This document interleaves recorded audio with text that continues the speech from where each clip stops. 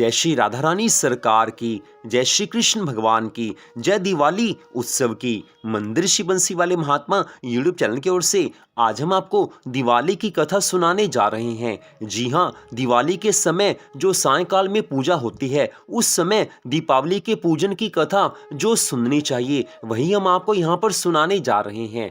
तो इस वर्ष दिवाली का परम सुंदर त्योहार 12 नवंबर दिन रविवार को है।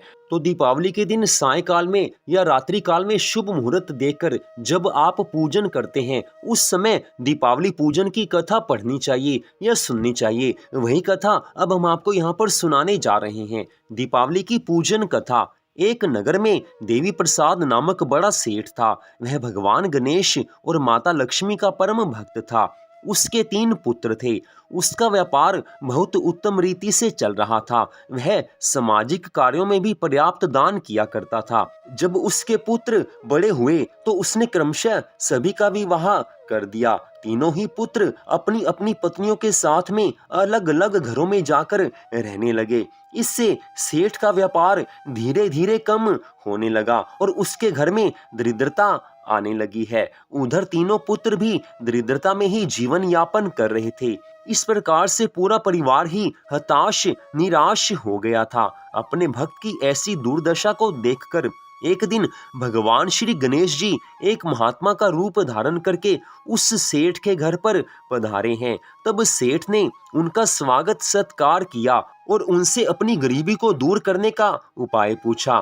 तब महात्मा जी ने कहा, हे सेठ, कार्तिक मास की अमावस्या के दिन तुम अपने घर पर भगवान गणेश और माता महालक्ष्मी का पूजन करो। इसमें अपने तीनों पुत्रों को भी अवश्य बुलाओ। तब मैं तुम्हें सुख समृद्धि प्राप्त करने का अचूक मंत्र बताऊंगा। महात्मा जी की आज्ञा को मानकर उस सेठ ने वैसा ही आयोजन किया। तब महात्मा जी ने आकर सेठ और उसके तीनों पुत्रों से पूजन करवाया और फिर कहा, अब मैं तुम सभी को सुख समृद्धि की प्राप्ति का अचूक मंत्र बताता हूँ। उस मंत्र का नाम है संगठन। इसका तात्पर्य यह है कि आप सभी को मिलजुल कर रहना चाहिए, क्योंकि संगठित होकर रहने से और परस्पर सहयोग करने से व्यापार आदि में उन्नति होती है, घर में खुशियां आती हैं, सुख शांति आनंद आते हैं। संगठन की शक्ति से ही देश और धर्म की रक्षा होती है। संगठन से ही भगवान गणेश जी का आशीर्वाद प्राप्त होता है, अर्थात सद्बुद्धि आती है। संगठन से ही माता महालक्ष्मी की कृपा प्राप्त होती है, अर्थात धन संपत्ति प्राप्त होती है और धन संपत्ति निरंतर बढ़ती रहती है। वैसे तो भगवान श्री राम जी अकेले ही रावण आदि राक्षसों का वध करने में सर्व समर्थ थे, लेकिन संगठन के महत्व को प्रदर्शित करने के लिए ही उन्होंने सुग्रीव आदि वानरों से मित्रता की और सबके सामूहिक सहयोग से ही लंका पर विजय प्राप्त की। इसलिए आप सभी को भी परस्पर संगठित होकर रहना चाहिए और एक दूसरे के प्रति कुछ भी वैर भावना नहीं रखनी चाहिए। महात्मा जी के द्वारा दिए गए उपदेशों को सुनकर उन सभी को ज्ञान की प्राप्ति हो गई। फिर उस सेठ के तीनों पुत्र वापिस अपने घर पर आ गए और सभी लोग मिलजुल कर रहने लगे। इसके बाद उनके व्यापार में पुनः प्रगति हुई। व्यापार काफी बढ़ने लगा और उनको अपार धन संपदा की प्राप्ति हुई। घर में फिर से खुशियां आ गई। धन संपत्ति प्रतिदिन बढ़ने लगा है। आज सेठ जी का पूरा परिवार खुश हो गया।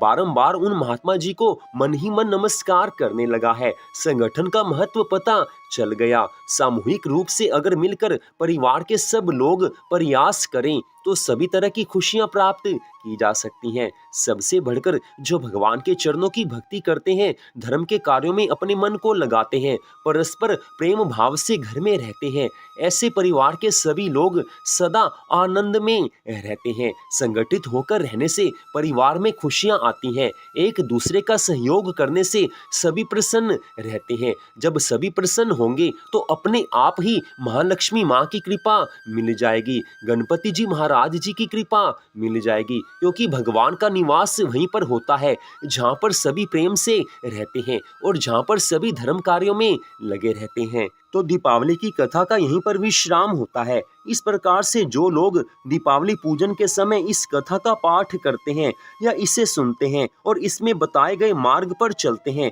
उनको भगवान श्री गणेश जी और माता महालक्ष्मी जी की कृपा मिल जाती है, उनका आशीर्वाद मिल जाता है। ऐसे मनुष्य शीघ्र ही उन्नति के शिखर पर पहुंच जाते हैं। बोलो सब प्रेम से मिलकर गणपति जी महाराज जी की जय हो, जय हो। महालक्ष्मी माता जी की जय हो, जय हो।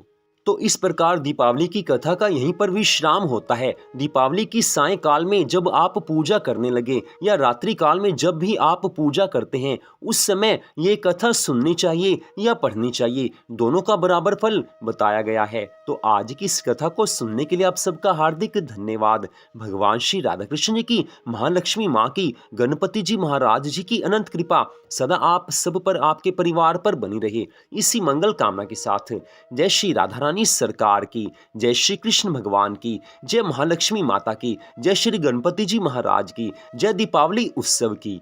जय जय श्री राधे, जय जय श्री राधे, जय जय श्री राधे श्याम।